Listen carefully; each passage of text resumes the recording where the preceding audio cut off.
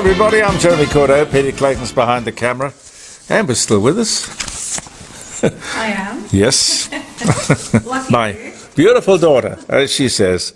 Lucky me. Amber is telling me as we recorded with her appearance on the show yesterday, she's not going to let us put this to air unless she approves. That's censorship. We don't do censorship on this show. Oh, okay. No, we don't do censorship. We don't do retakes. We don't do edits. We don't... You know, it's very basic. It's kind of like a handmade, homemade program that you wouldn't see anywhere probably in the world. I don't know. But on the internet, well, I have to think about that, because on the internet you'll see almost anything. Quite extraordinary what you see around the place. But anyway, as long as you're seeing this on Facebook or you're listening to it as a podcast anywhere in the world, welcome to Adelaide, welcome to Glen Osmond, welcome to my garage. I was thinking the other day, Pete, we might walk around. I was watching Jay Leno on a Facebook thing the other night, and he walked around his garage and was talking about different cars. You see, every car has a different story. It might be a bit of fun to do that. Yes. No, we can do that. Well, you don't have to light them especially, because it's just as they are. Anyway, just a thought. We produce the program as we go, ladies and gentlemen. It's live. Well, we treat it as if it's live television, and you don't see much of that these days. It's edited, it's airbrushed, it's photoshopped, but not this little bit from the garage. Before we get into the stuff of the day, May 17, The Wonderful World of Oz is first published by L. Frank Baum, illustrations by William Wallace Denslow in Chicago on this day in 1900. Now there's a story that stood the test of time.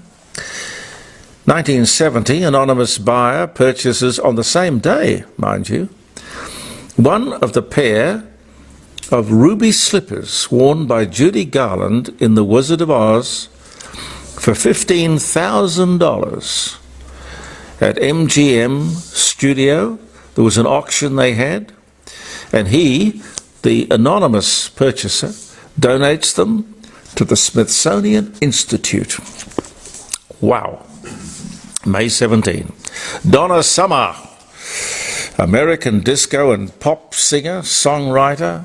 She did, Pete, what was that thing she did? Donna Summer, I Love to Love. Was it called I Love to Love? I don't know. Oh, I thought that was a great song. I've got a grab of it somewhere. I love to love. And my baby, I love to love, but my baby... No, oh no, I'm sorry. I love to dance, but my baby loves to love. And it's a great piece of music. It's the only piece of modern music I probably really like. Donna Summer, American disco and pop singer, songwriter. She wrote a thing called On the Radio, which I haven't heard, but I'll go and look for now I've seen it. There's another thing she did called Let's Dance. She dies from lung cancer at just 63 years old on this day in 2012. Donna Summer. Craig Ferguson, Scottish-American comedian, actor, The Drew Carey Show, The Smurfs, he was the voice in The Smurfs, writer, television host, The Late Late Show, took over from,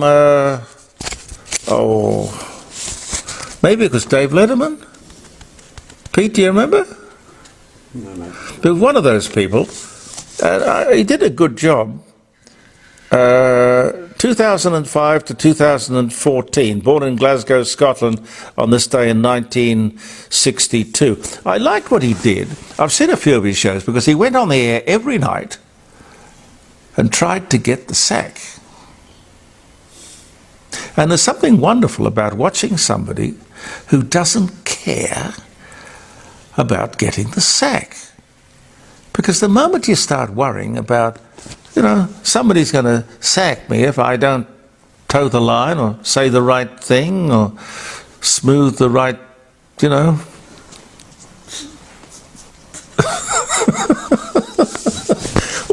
What happens, you know? You get the sack. Is that job worth keeping? No, I liked him because he was a one-off. I don't know what he's doing now, frankly. 1694. Oh, Bach, the German composer. He dies at 46. They didn't live very long, did they? In 1694, General Eisenhower sets D-Day for June 5. That was in 1944. Dennis Hopper, American actor and director. True Grit, Blue Velvet, Easy Rider. Born in Dodge City, Kansas. Been to Dodge City, Pete? No. Oh, you hear things about Dodge City that are interesting. I'd like to. I'd like to see Matt Dillon, Dodge City. I can see it. Why Or don't you ask me if I've been to Dodge City? have you been? But I don't know where you've been in America. You've been. Have you been to Dodge City? No, I haven't.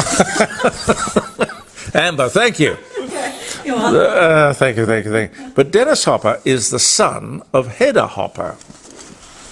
Do you guys know who Hedda Hopper?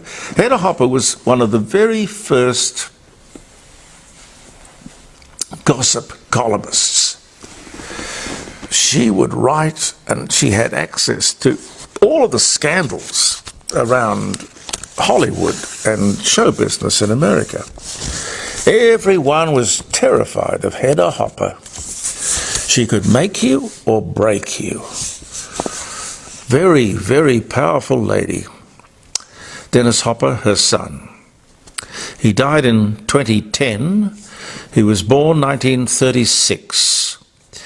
NBC pays $5 million for the rights to show Gone with the Wind on one occasion.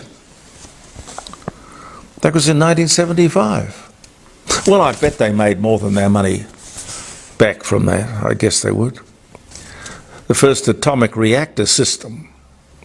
The first atomic reactor system patented in 1960 by J.W. Flora of Conager Park in California.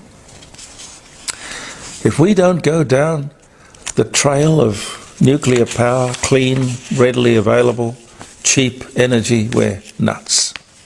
But another story. Amber's shaking her head. 1536, Anne Boleyn's 4 lovers, including her brother, executed shortly before her own beheading. They didn't mess around, did they? No. Good. She was accused of having an affair with her brother. Well, it says here that the brother was a lover. Well, 1859, Australian rules football laws of the game were published for the first time. John Deere, the guy who made all those wonderful tractors, founder of John Deere Company, he dies at 82. Alaska becomes a US territory, which apart from the Louisiana Purchase was the greatest real estate deal in the history of the world. I think it was $9 million that the Americans gave Russia for Alaska. And the Russians didn't probably know where it was, and all the gold or all of the wealth that place had, the oil. That was the best, one of the best deals in history. And one more. 1897, the first successful submarine that could be submerged for any length of time and for any considerable distance. Combines electric and gasoline engine. It's launched in the US by the designer John Philip Holland in 1897. They've had submarines from 1897. It's amazing. Anyway, I hope it's going to be a good day or a day of celebration for you. Hope it's going to be a great day. Why shouldn't it be? Now, I can understand Australia's anxiety to re-establish good trading relations with China, and particularly South Australia, with our emphasis on wine and wonderful produce, premium produce, crayfish, lobsters, abalone, dairy products. We are in global demand, but we did allow ourselves to become a little bit too reliant upon one market. And we shouldn't have done that. We should have been able to predict that that wasn't a good idea. Don't have too many eggs in the one basket. Listening to the Trade Minister, Don Farrell, Senator Farrell, in China on Friday. Don't get me wrong, I like Don. I've met him many times. He's a nice bloke. But we are offering premium products. We don't have to go begging. All we want is a fair deal. From what I heard, the Chinese are saying that they want, in return, equal access to our markets. Well, that's fine and fair, but they have remained possessors of amazing access to our markets. Regardless of how badly they treated us, the World Trade Organization is investigating their behaviour, not ours. Plus, they can buy property and businesses here, and we can't there.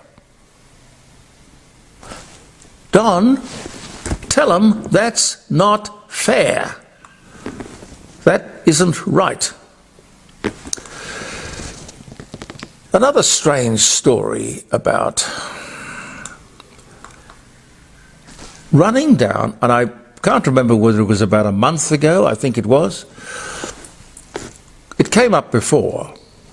Running down our emergency services. There's no excuse for any problem here.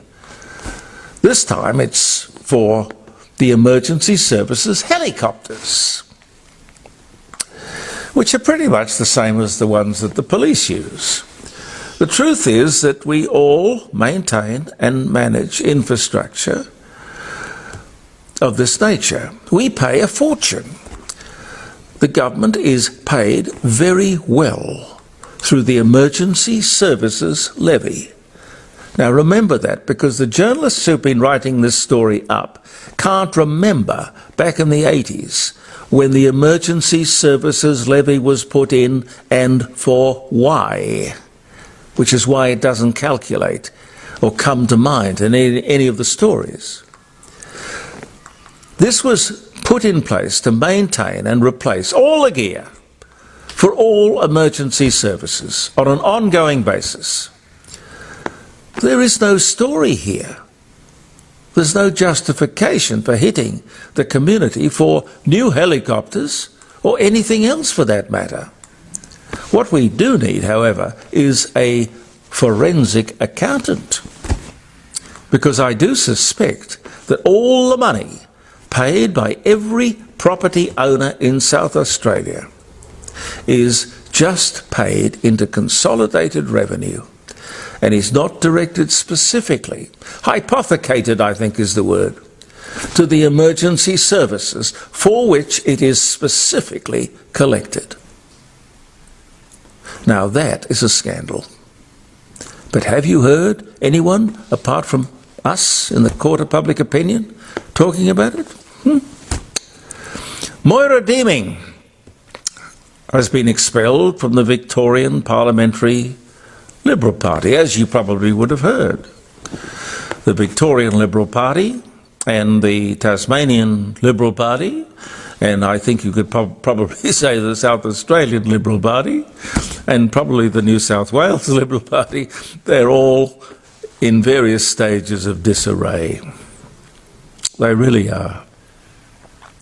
But to kick out this lady, Moira Deeming, I think it was, the vote was 19 to 11 to kick her out. Not exactly overwhelming. All of this is because she attended a gathering or a meeting that was gate-crashed by some neo-Nazis. Neo-Nazis, whoever they are. They were not invited. They just turned up. Now look, honestly, you can't be responsible for people who barge into a function at which you are present. Yet, now listen, nothing is done or said about the Prime Minister of Australia, Anthony Albanese, who knew in advance, before he went to Kyle Sandilands' wedding, that several of the guests were quite unsavoury. Notorious, in fact. These people didn't gate crash that function, they were invited. And the Prime Minister knew in advance that they would be there. But there was no criticism in any way of him rubbing shoulders with them. No, go figure. I'm not saying that the Liberal Party shouldn't hold itself to a higher standard, but please, for God's sake, just be reasonable. A casual observation. A casual observation. An organisation which sacks someone unjustly will eventually pay a very high price in the court of public opinion. You see, we don't like it. I heard the leader, John Prosciutto, say, now, it was words to this effect anyway, now that she's gone, we'll all have some clear air. And his vision for a fair and more inclusive party could be realised. I love this word that they throw around, inclusive. A more fair and inclusive party. Everyone is included as long as you agree with them. But if you don't, you're out. You are not in. That's hardly inclusive. Surely the yardstick or the judgment should be inclusive of everyone's opinion, even if you do not agree with them. As Voltaire said, I disagree with what you say, but I will fight to the death for your right to say it. It's called democracy. And look, speaking of the neo-Nazis, there was a nasty, violent demonstration on the steps of Parliament House in Victoria on the weekend. Nazi salutes and all, prompting moves to ban extremist political groups. Letting these people have their rally, quite frankly, is a good idea. Why would you ban it? It enables our anti-terrorist organisations, while they mightn't admit it, but those anti-terrorist organisations photograph and record the people who are there, a vital part of maintaining the security of the country. Apart from the fact that it's everyone's right to demonstrate, of course, if you want to. But anyway, well, while we're about it, how about we treat all extremists, the communists, the skinheads, the outlaw bikie groups, the methylated spiritualists. I don't know if the Hare Krishnas are extremists. People would maybe think they are, I don't know. Haven't seen much of the Hare Krishnas lately. But maybe we have to treat all people who are extreme the same way. If far-right groups are bad, so too are far-left socialist groups. One difference is, of course, that the socialists murdered many more people than the Nazis. And by the way, it's interesting, on the subject of banning things, Florida's Governor Ron DeSantis, and apart from being the governor of Florida, he's a hot contender for the upcoming presidential election, he's signed legislation banning Chinese citizens from purchasing land in Florida and restricting property purchases by other, as he describes them, countries of concern. Now, what I and we have always said in the Court of Public Opinion is that when it comes to property, it should be at least reciprocal. If we can't buy land or property in China, why are they allowed to buy land in Australia? It makes absolutely no sense. What Governor DeSantis says is, we don't want to see, this is a quote, okay? We do not want to see the CCP, that's the Chinese Communist Party, in the Sunshine State, Florida. Well, it's not quite banning the Communist Party, but it's pretty damn close. Governor DeSantis added, food security is also a national problem. It is national security. Food, very important. So we do not want the CCP in charge of any food production. China owned 352,140 acres of US land in 2020. That's about 1% of the total foreign-held acreage. The Senate bill, which was Senate Bill number 264, I think, you can look it up, Senate Bill 264, also bans Russia, Iran, Syria, North Korea, Cuba, and Venezuela, labelled countries of concern. These people can't own land within 10 miles of military bases or critical infrastructure, like seaports, power plants, military bases, airports. But only China will be banned from owning land anywhere in Florida. That's pretty strong stuff. I wonder what they would think of the Australian government, and I don't know, I think they're all pretty complicit in it, Liberal and Labor, allowing the Chinese to buy or lease the port of Darwin and the port of Newcastle. Critical infrastructure, would you say? Thanks so much for viewing the Court of Public Opinion, ladies and gentlemen. I value your input. Do get in touch with us and make your comments. I love reading them. Thank you. I'm Jeremy Cordeaux, Peter Clayton and I. Amber, will you be back? We'll see. We'll see. Have a great day. Talk to you tomorrow. Bye for now.